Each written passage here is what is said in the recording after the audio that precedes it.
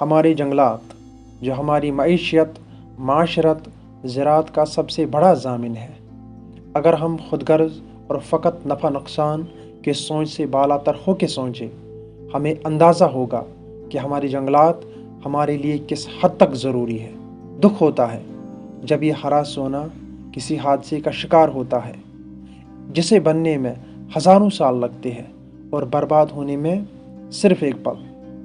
ہمیں غور و فکر کرنی چاہیے کہ اگر ہم قوم کو کچھ فائدہ نہیں دے سکتے تو کم از کم کوئی نقصان بھی نہ پہنچائے۔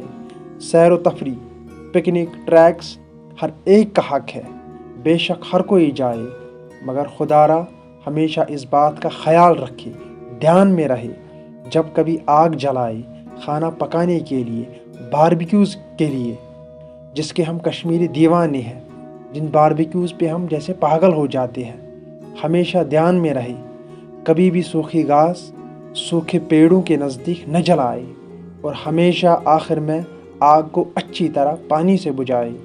یہ کام ذمہ داری سے انجام دے۔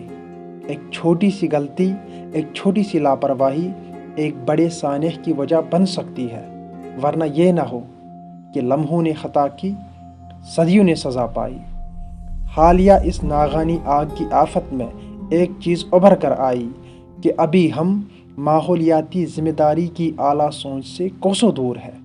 خالی گنے چنے فرد ہی اسے اپنی انفرادی ذمہ داری سمجھ کر اس آگ کو بجھانے کے لیے نکلتے ہیں، اپنے حصے کی کوشش ڈالتے ہیں، حالانکہ ہونا تو یہ چاہیے تھا کہ ہر انسان اسے اپنا اخلاقی، دینی فرض سمجھ کر اپنا حصہ اس کے بچاؤ کے لیے وقف کرتا۔ یہ دیکھ کر دل بڑا رنجیدہ ہوتا ہے۔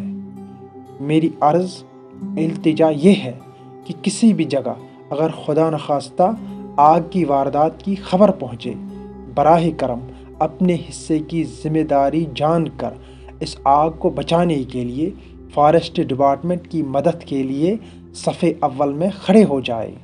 ان جنگلات کی قدر وہ جانتے ہیں جو اس نعمت سے محروم ہے۔ اللہ تعالیٰ نے ہمیں اس نعمت سے نوازا ہے، ہمیں اس نعمت کی قدر و منزلت کرنی چاہیے۔ ہماری خوبصورتی کا عکس ہمارے جنگلات ہے۔